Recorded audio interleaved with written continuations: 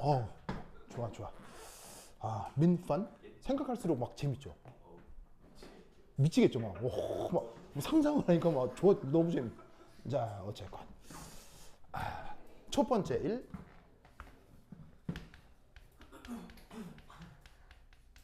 단원자 이상기체.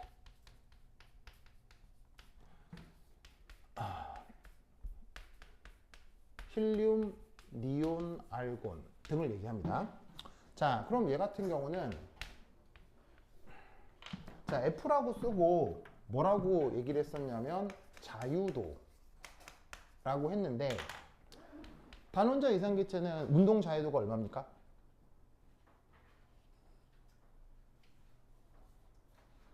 단원자 이상기체는 운동 자유도가 얼마였습니까? 3. 오, 그렇죠. 3이었죠? 오직 무슨 운동 자유도만 있었죠? 병진 운동 자유도. 그래서 이 T는 뭐 줄임말이었냐면 트랜슬레이셔널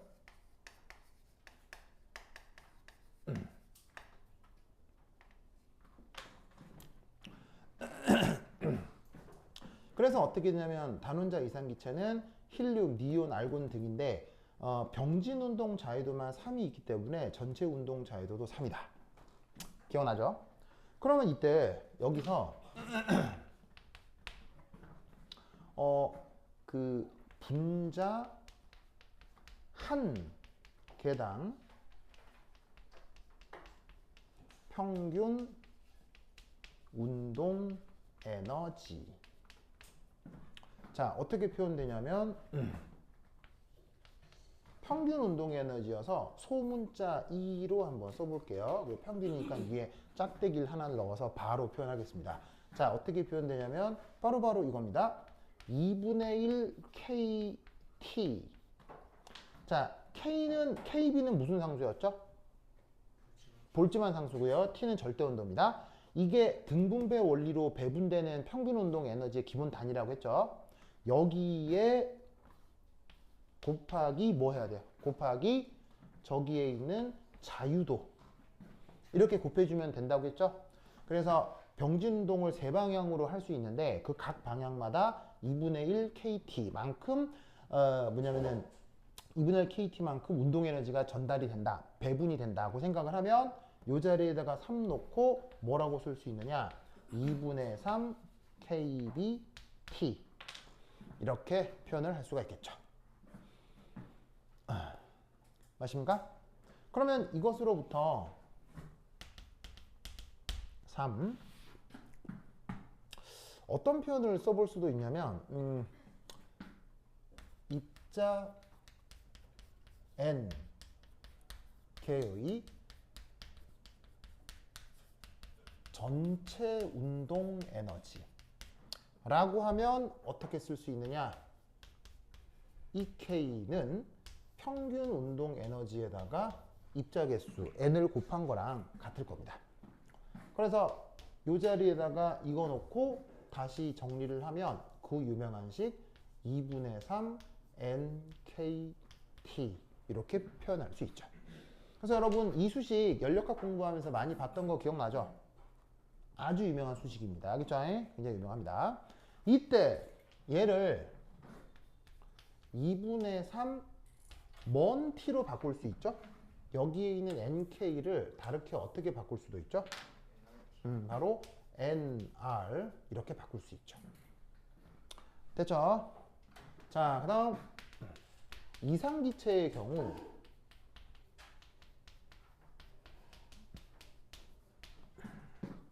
운동 에너지가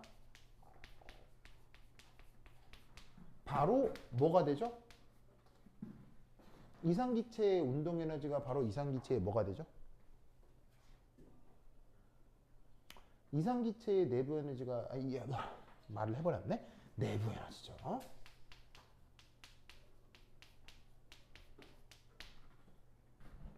그래서 이상기체는 운동 에너지가 바로 내부 에너지이기 때문에 이 내부 에너지가 바로 여기에 있는 2분의 3 nRT가 된다 이런 말이에요. 그리고 이것으로부터 이상기체의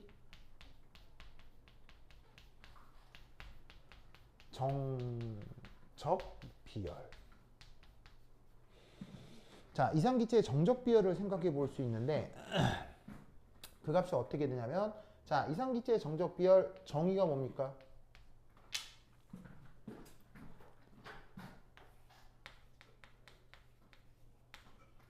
자, 정적은 뭐가 일정한 거예요? 부피가 일정한 거죠.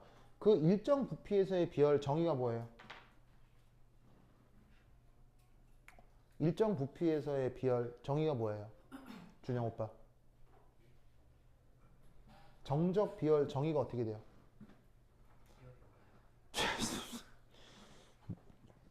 정치인이야. 기억이 안 나. 어? 바로 봐. 자, 몰수를 앞에 곱해주고 정의가 뭐였냐면 DE, DTV였죠? 부피가 일정할 때 온도 변화에 따른 내부 에너지 변화가 바로 정적 비열의 정의였습니다. 알겠죠? 그런데 이 내부 에너지가 이상기체의 경우 요거잖아요. 그럼 이상기체의 경우 요거니까 이거 그대로 넣어요. 그대로 넣으면, 자, 이미 이 수식에 부피는 들어가요, 부피는 무관해요. 이미 이 수식의 부피가 무관하기 때문에 부피와 관계없이 이 수식이 어떻게 돼? 온도에 대한 미분 표현으로는 바뀌잖아. 그러면 어떻게 돼?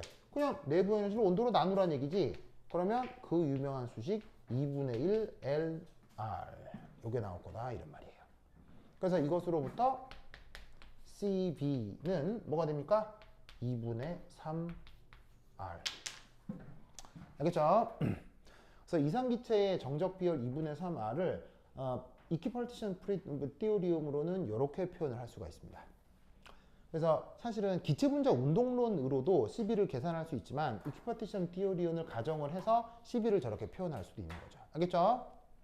자, 그리고 여러분 옛날에 배웠던 거 기억하나 봅시다. 이상기체의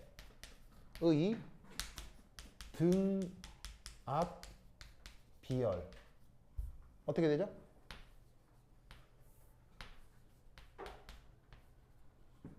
돈 어떻게 되죠?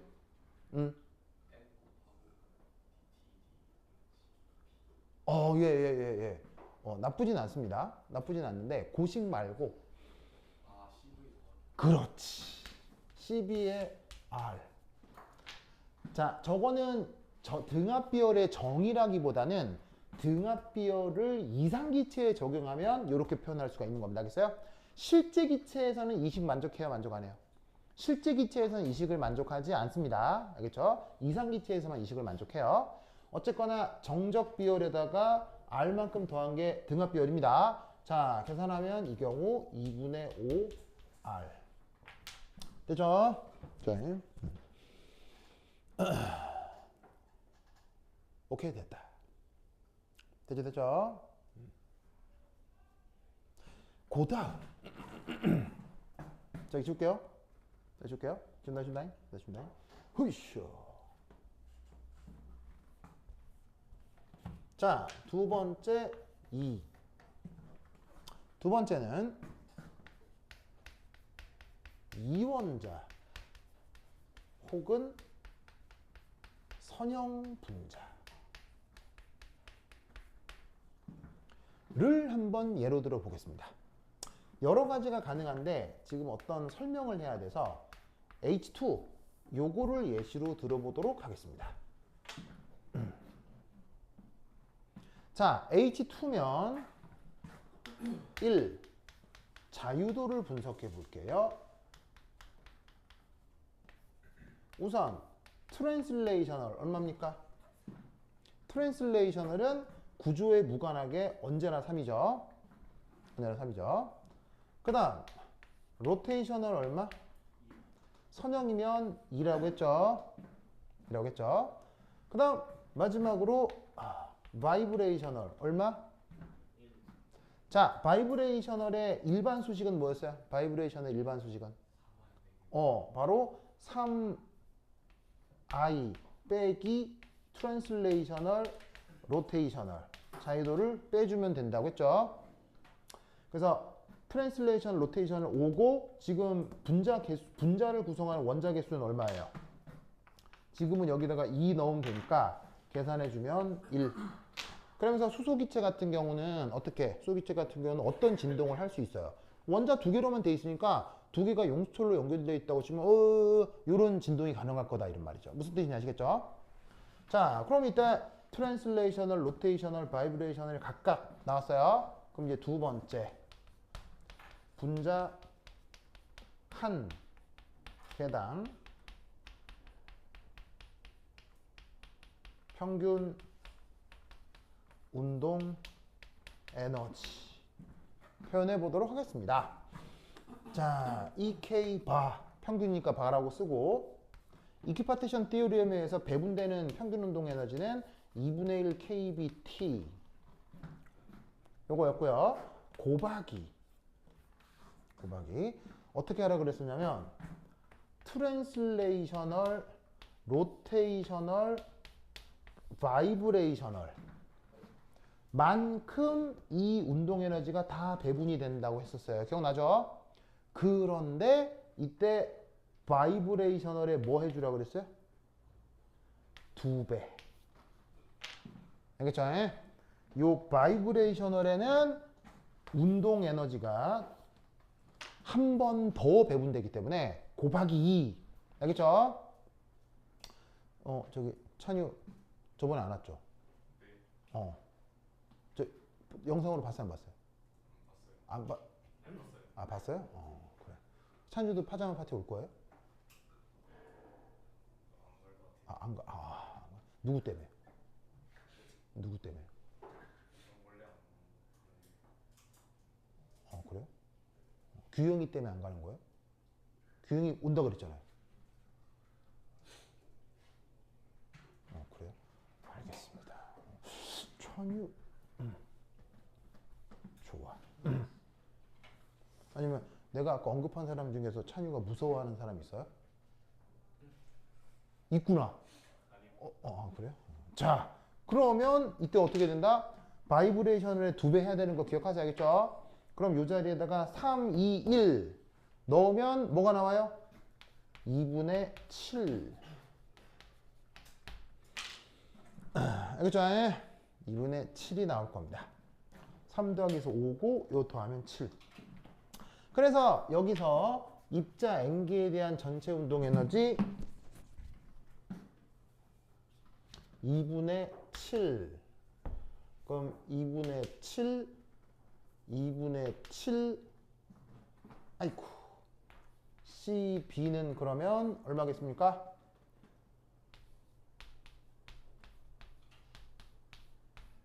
요게 정이니까 계산을 해주면 CB는 2분의 7R이 나오겠죠. 그리고 이상기체라고 했으면 등합비열은 거기 R만 더하면 되니까 9. 알겠죠? 이런 식으로 계산을 해볼 수가 있다. 이런 말이죠. 되십니까? 됐죠?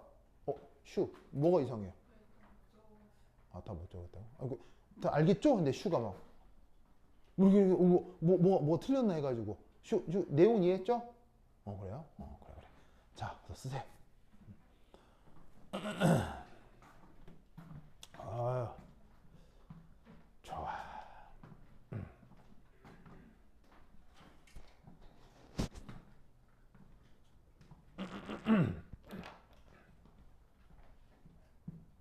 자, 썼습니까? 동판 적고 있죠? 그래. 저 쓰고 있어요? 요즘 왜 이렇게 자주 출석하는 거예요? 칭찬하는 거예요. 와줘서 고맙다고. 자, 어쨌건. 자, 어서 쓰십시오. 자, 썼어요? 준다. 그 다음부터 중요한 그림을 하나 그려야 됩니다. 여기 줄게요. 중간에 준다. 지워도 되겠어요? 중간에? 여기 지워도 돼? 자, 그림을 하나 그려야 돼서.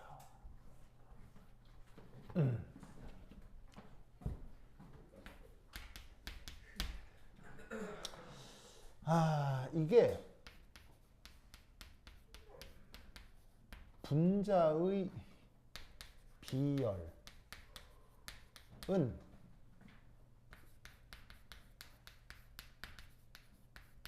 양자화됩니다.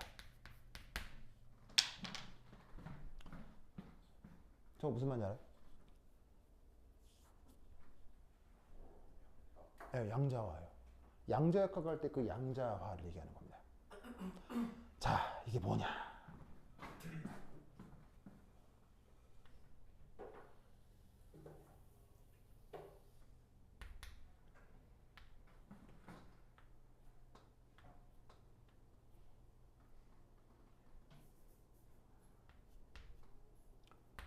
CB를 그리겠습니다.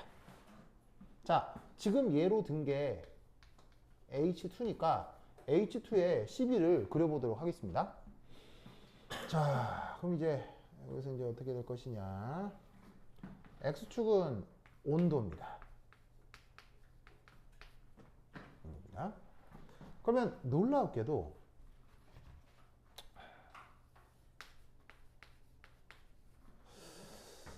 이게 비열이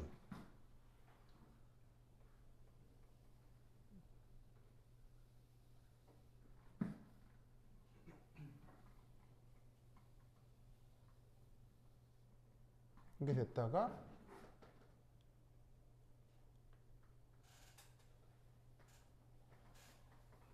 이렇게 됩니다.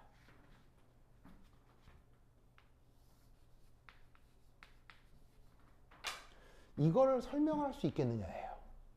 이걸 설명할 수 있겠느냐. 자, 그러면 여기 묘한 부분들이 나타나는데 이 자리가 어디냐면 2분의 3R입니다. 그리고 여기가 얼마냐면 2분의 5R입니다. 그리고 여쯤이 얼마냐면 2분의 7R입니다.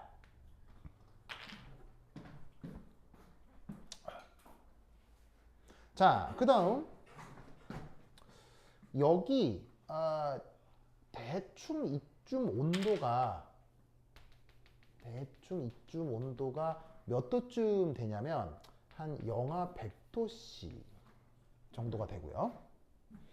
그 다음 대충 한 이쯤 온도가 1000도씨 정도가 됩니다.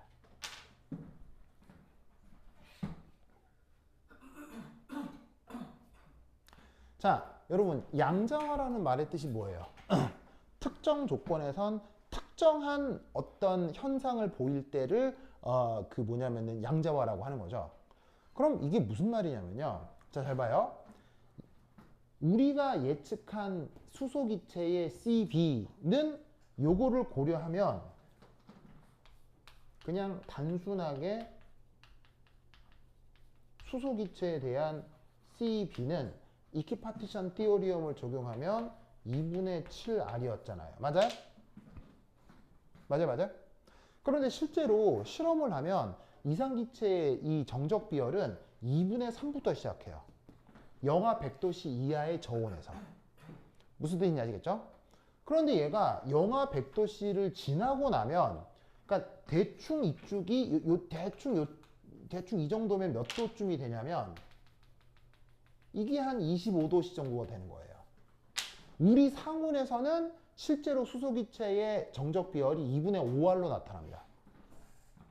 그런데 이게 어느 순간 온도가 점점점 올라서 온도가 수백 도씨 이상으로 올라가기 시작하면 비열이 변하다가 갑자기 뚝 끊어지고 새로운 비열 조건으로 나타납니다. 그러니까 지금 보세요. 비열이라고 하는 게 일정해요. 비열이라고 하는 게 온도에 따라 달라져요. 비열이라고 하는 게 온도에 따라 달라질 수 있죠. 그런데 고전역학적으로는 비열은 변해요. 비열은 일정해요. 고전역학적으로는 비열은 일정해야 되잖아요. 뉴턴 역학적으로 비열은 요 사이에 있는 비열만 얘기하는 거예요. 상온에서 한 100도 내외. 무슨 말인지 알겠어요? 상온에서 플러스 마이너스 100도 내외에서는 비열이 사실 일정하긴 하죠. 그런데 기술이 발전을 하다 보니 아주 저온 조건, 아주 고온 조건에서 비열을 측정하다 보면 이렇게 비열은 온도에 따라 달리 나타납니다. 무슨 말인지 알겠죠? 왜 이럴까요? 도원 왜 이럴까요?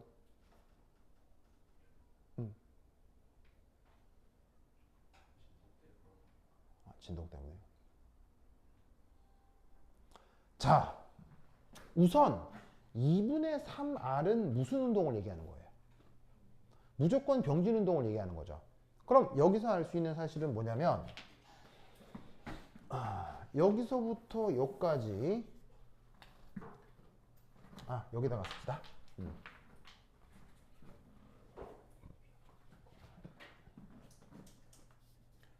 모든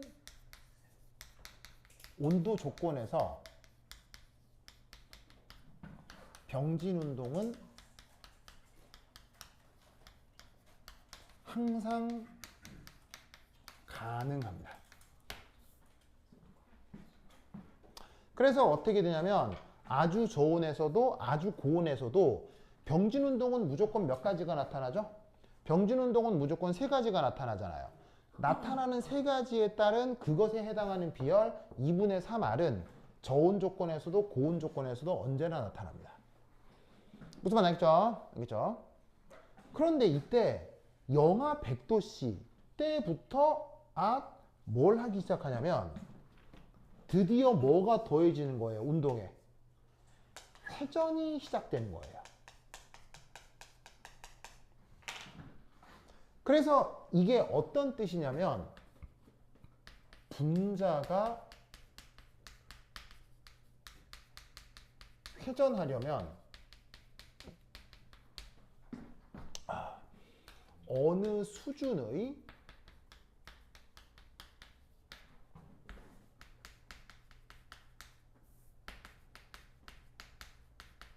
충분한 운동 에너지가 기존 있어야 합니다.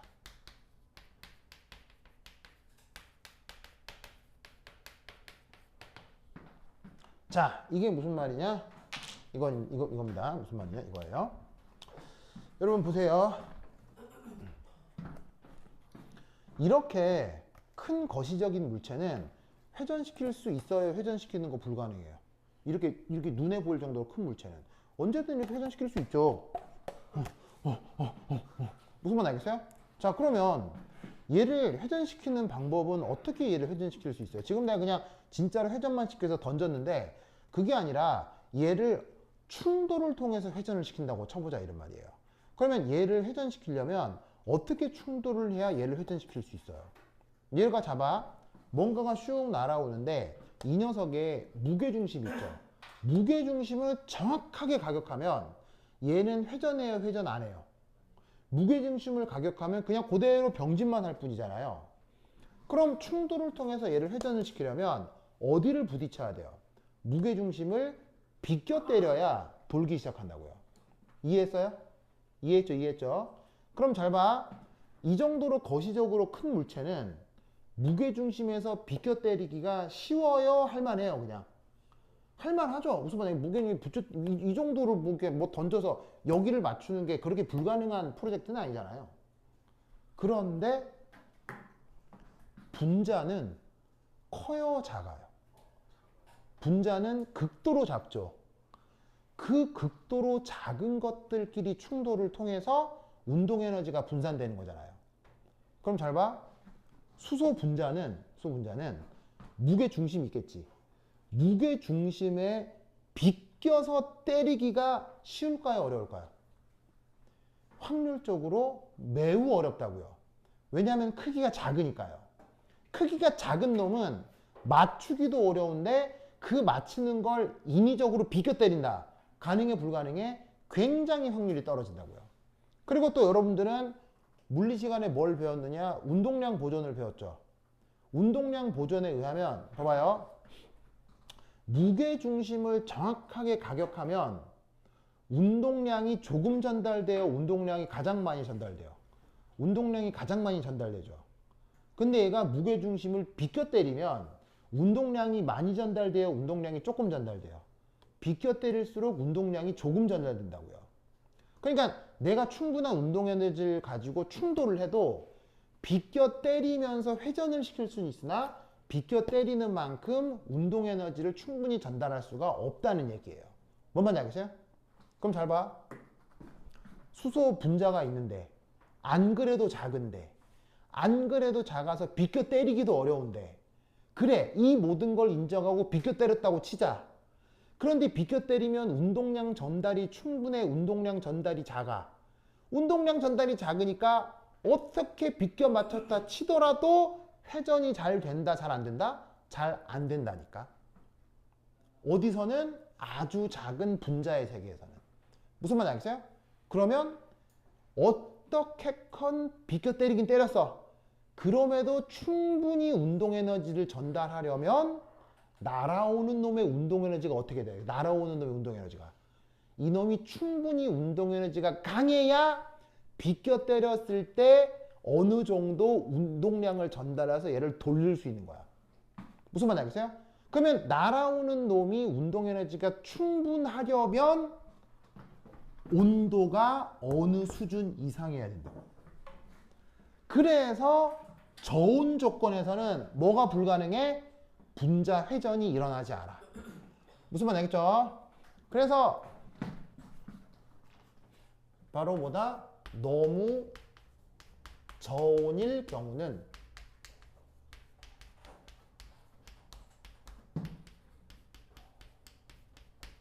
분자 회전이 어렵습니다.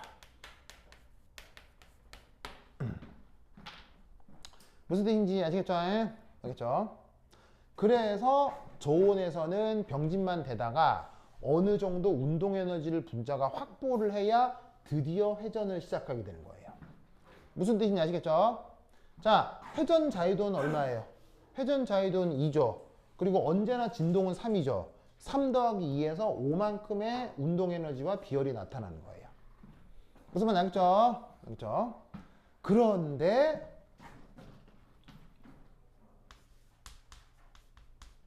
분자를 진동시키는 것은 사실 쉬운 문제일까요? 어려운 문제일까요? 이것은 매우 어렵습니다.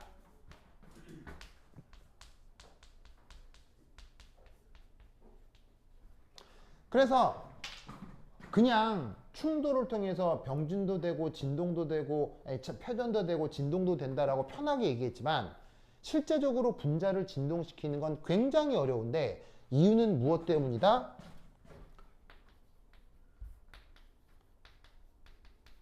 보통의 화학 결합력이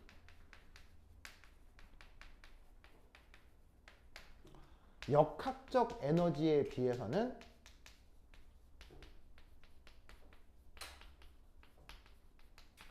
훨씬 크기 때문입니다. 자, 무슨 말이냐? 여러분, 용수철만 있으면 힘을 주면 진동할 것 같죠? 천만의 만만의 말씀. 볼펜 열면 나오는 용수철 있잖아요. 그거는 누르기만 하면 왱왱왱 진동하잖아요. 근데 여러분, 용수철 중에 용수철 코일 굵기가 엄지손가락 굵기만 한 용수철도 있는 거 알아요? 그럼 용수철이면 이렇게 생긴 용수철이잖아요. 그럼 볼펜 열면 나오는 용수철은 이게 쇠가 가늘잖아. 이렇게 돼 있잖아. 근데 엄지손가락만큼 굵은 쇳덩이가 이렇게 용수철로 돼 있는 거 알아요? 그런 용수철도 있는 거 알아요? 그런 용수철 어디 있어요? 차 바퀴에 용수철 달려있는 거 알아요? 뭐 때문에? 차 지나가다가 이렇게 장애물 같은 거 만나잖아요. 그럼 울컥울컥 하면서 충격을 완화해야 되기 때문에 바퀴 밑에 이런 용수철 다 달려있어요. 근데 자동차에 달려있는 용수철은 그 용수철에 달려있는 그 용수철 상수는 그 값이 클까요? 작을까요? 엄청나게 커서 그거 딱 떼가지고 사람이 웬만한 힘으로 누른다고 이거 압축될까요? 안 될까요? 끄떡도 안 합니다. 차 정도 무거워야 눌렀을 때 이게 휘어지지 용수철이 단단하면 웬만한 힘으로는 압축도 팽창도 안 돼요. 그게 화학결합이에요. 그래서 화학결합이라고 하는 건 저번에 이런 얘기 했던 거 기억나요? 역학적 에너지가 대략 에너지 스케일이 얼마라고 그랬어요? 1에서 10kJ/몰이라고 했죠? 근데 화학 결합력의 에너지 스케일이 어느 정도라고 그랬어요? 100에서 1000kJ/몰 정도 된다고 했죠? 그러니 단순 충돌로 화학 결합력을 진동시키는 건 쉽지가 않아요. 무슨 뜻인지 아시겠죠? 그렇다면 이 역학적 에너지도 어느 수준이 돼야 얘한테 영향을 줄 수 있을까요? 온도가 수백 도에 도달을 해야, 무슨 말 알겠어요? 수백 도에 도달을 해야 그 화학 결합에 영향을 주기 시작하는 거예요. 그래서 어떤 충분한 온도 이상이 돼야 드디어 진동을 시작할 수 있는 거죠. 뭔 뜻인지 아시겠죠? 알겠죠? 교양 알겠어요? 그런데 이게 뭘까요? 시안, 이게 뭘까요? 점점이요? 첨점. 시영이는 수업 시간에 이 얘기를 들었어요. 네, 시영이네 반, 시연이네 반 수업 시간에 이걸 했거든요. 뭐죠? 이게 뭐? 정답. 그런데 난데없이 여기 끊어져 있죠. 이게 뭐냐면 바로 결합 해리가 돼버린 겁니다.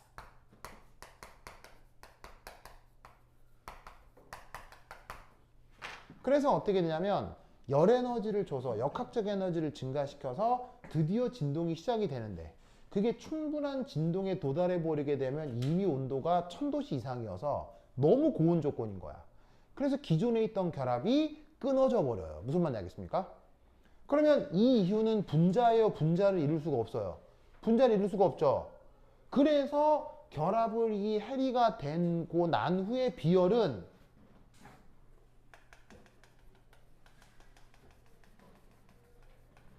얼마에 수렴하겠습니까? 얼마에 수렴하냐면 바로 2분의 3R의 2배. 왜 2분의 3R의 2배겠어요? 이유는 뭐만 나타나겠어요? 이 이유는 바로 수소 원자 2개의 무슨 운동만 나타나겠어요? 병진만 나타나겠죠.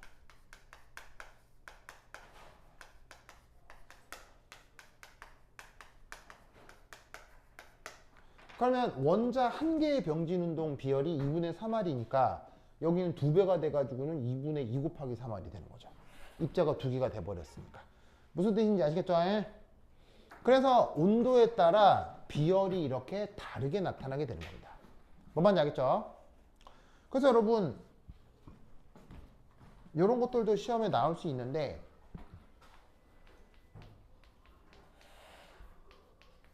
에너지 준위 양자화의 실험적 증거 뭐가 있어요? 양자화, 양자역학할 때 그 양자예요. 즉 양자역학이 탄생하게 된 양자화 현상이 실험적으로 나타날 수 있구나의 역사적 사건들 뭐가 있어요? 여러분 물리 시간에 화학 시간에 다 배웠어요. 입시 시간에 입시에는 이런 거 잘 물어볼 수 있어요. 뭐가 있어요? 자, 에너지가 양자화되어 있는 시스템들 있구나를 알려주는 역사적 실험 사건들 뭐 있어요? 중학교 책에 나와요. 중학교 책에. 규영아 뭐? 슈. 에너지 준위 양자화의 실험적 증거 뭐가 있어요? 중학교 책에도 나와요. 중학교 2학년 과학책에 나와요. 드론 뭐? 크게요? 물곰팡이요? 뭐라고? 뭐라고요? 불꽃 반응이요?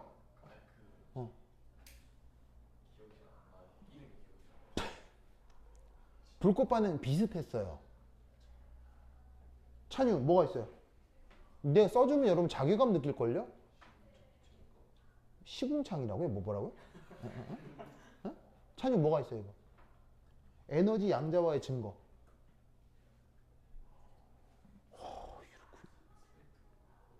저 동판 뭐가 있어요? 크게. 아, 수소 스펙트럼 맞아요. 근데 수소의 무슨 스펙트럼? 흡수 말고 방출 말고 산소요? 선 스펙트럼.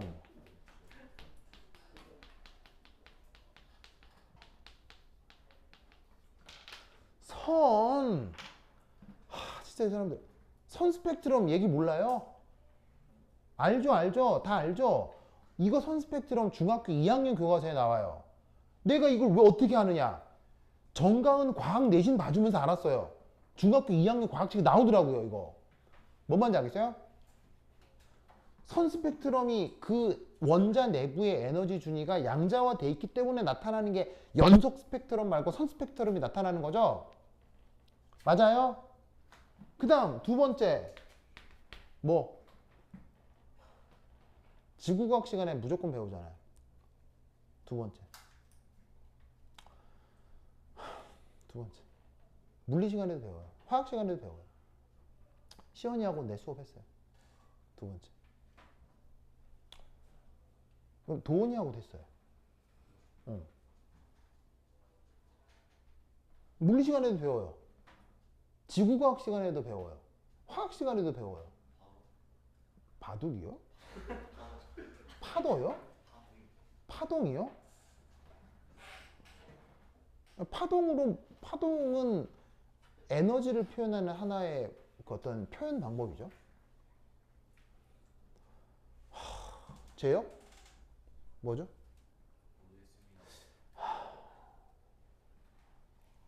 그래요. 준영? 뭐가 있죠?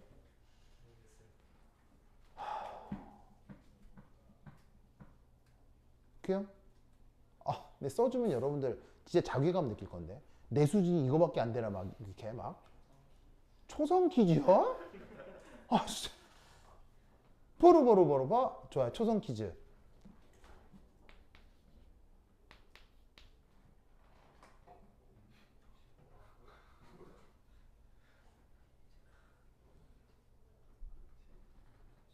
크게. 방금 답 나왔어요. 크게. 흑체 복사요.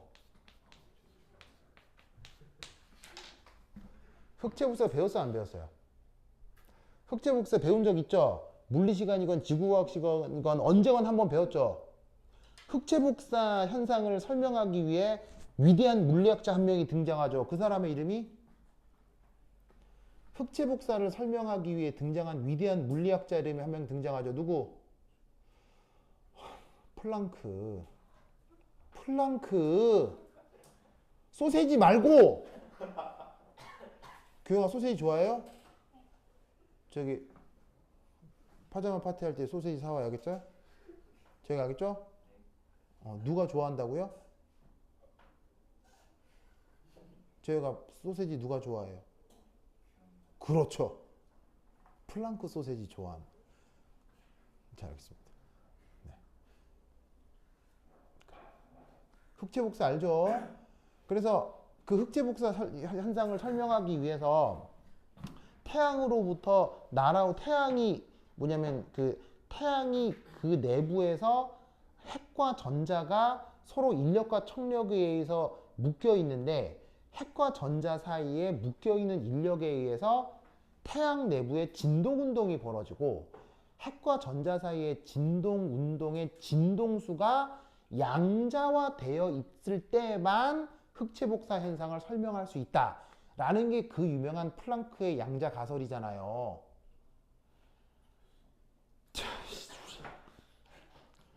어휴, 알겠죠? 그래서 여하튼 이런 것들의 에너지 준위 양자화의 증거고 이런 것들로부터 그 이후에 양자 역학이 나타나게 되지만 사실 이 에너지 준위 양자화의 최초의 실험 데이터는 이것도 아니고 이것도 아니고 이겁니다. 사실 얘는 19세기 때 이미 알려진 실험 데이터예요. 19세기 때 이미 물리학자들은 양자화되어 있는 거 아니야? 라는 생각을 합니다. 그래서 양자역학이라고 하는 게 하늘에서 뚝 떨어진 게 아니에요. 뚝 떨어진 게 아니고요. 이미 19세기 때부터 물리학자들은 약간 느낌을 받았어요. 좀 이상하다. 뭔 말인지 알겠어요? 막 그냥 회전도 진동도 막 병진도 막 지 맘대로 다 같이 돼야 될 것 같은데 특별한 조건에서만 활성화되는 거예요. 그럼 이거 양자화라는 개념이 필요한 거 아니야? 라는 최초의 실험 데이터가 사실 이겁니다. 굉장히 중요한 데이터. 알겠죠? 이 아이디어를 구구 기억해 두시기 바랍니다. 알겠죠? 오케이. 됐다. 그러면 30분 쉬었도록 하겠습니다. 반실 됐어요.